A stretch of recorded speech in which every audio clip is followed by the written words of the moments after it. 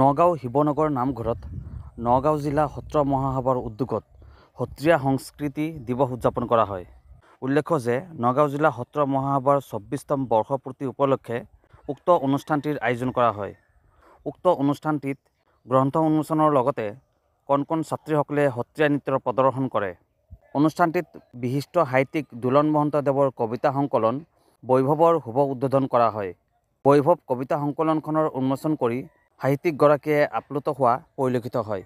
বৈভৱ পোৱাৰ ক্ষেত্ৰত শ্ৰীমান প্ৰতুল মহন্ত মোৰ ওচৰতে আছে আৰু তেওঁৰ এই পৰিবাৰ দীপালী মহন্ত বহুখিনি সহায় সহযোগ কৰিছে। আৰু আজিৰ এই অনুষ্ঠানটোতো মই আহি যে থিয় হৈছোঁ, মই সম্পূৰ্ণ নতুন ইয়াত এইখিনি জেগাত।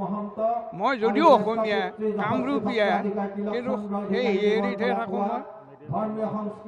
যিয়ে নহওক, গতিকে এইখিনিতো তেওঁলোকে আনি মোক সহায় সহযোগ কৰিছে। তাৰ কাৰণে তেওঁলোকলৈ মই ধন্যবাদ জনাই, যদি ভগৱানে মোক জীয়াই ৰাখে, আয়ুস বৃদ্ধি কৰে, তেতিয়াহ'লে মই সাহিত্য চৰ্চাত মোৰ মনোযোগ আছে। আৰু লিখিবিতে বস্তুটো স্বাধীন, ই স্বতঃস্ফূৰ্ত, ই নিজকে নিজে প্ৰকাশ কৰে আৰু সমাজমুখী হ'ব লাগে। কবিবিলাক যিখিনি লিখে সেইখিনি শ্ৰোতাই যাতে সহজতে গ্ৰহণ কৰিব পাৰে।